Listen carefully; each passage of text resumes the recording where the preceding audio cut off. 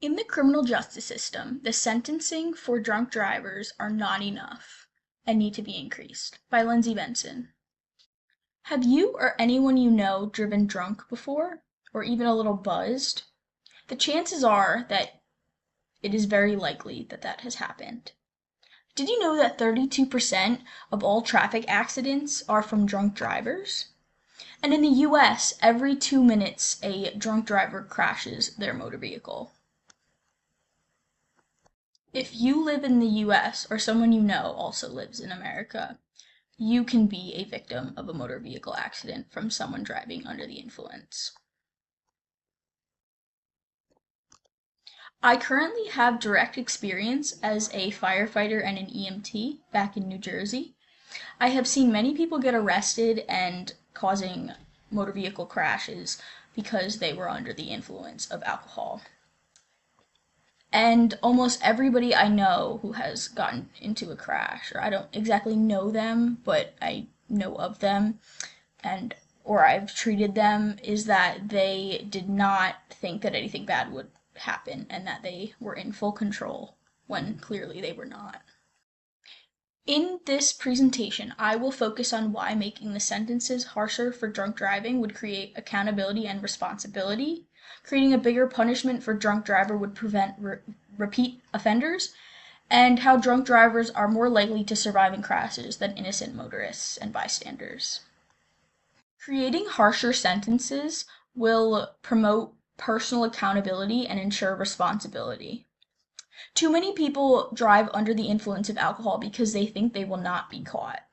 In the year 2023 alone, 8% of drivers admit to have driven when under the influence when answering the question of, have you had more drinks than you believe you should have when driving in the past year?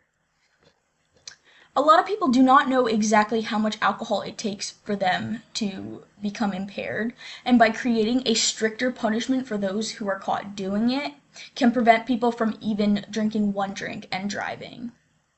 Not to mention, social peer pressure might cause teens to feel expected to drive people home after a night of drinking, and designated drivers might feel like they need to have a few drinks, even if they believe they won't be intoxicated.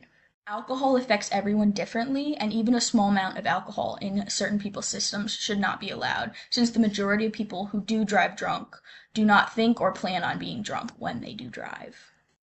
Establishing stricter penalties on DUI offenses prevents habitual offenders.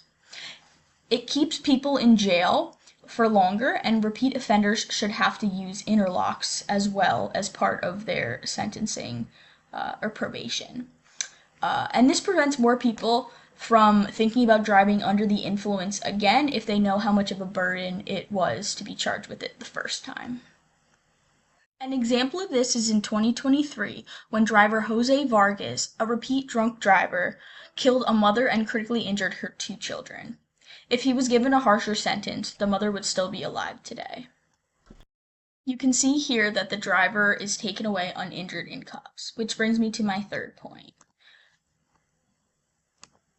Innocent motorists have a higher chance of getting hurt or dying when involved in accidents caused by intoxicated drivers. Drunk drivers can brace themselves for impact, and they also know where the car is going to go, or can assume so. When people drive intoxicated, their bodies have already released chemicals that have declined the activity of the healing process in our blood, and many studies all over the world have confirmed that intoxicated people seem to survive a lot more than innocent victims in accidents involving DUIs.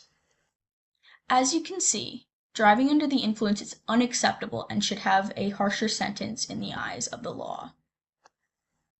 Do you want to take the chance of having you or your loved ones dying because the law didn't take driving under the influence seriously enough, especially when no injuries were present?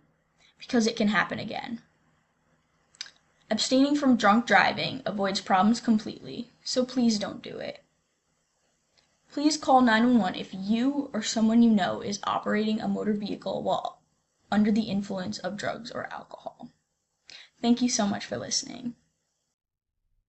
And here are my resources.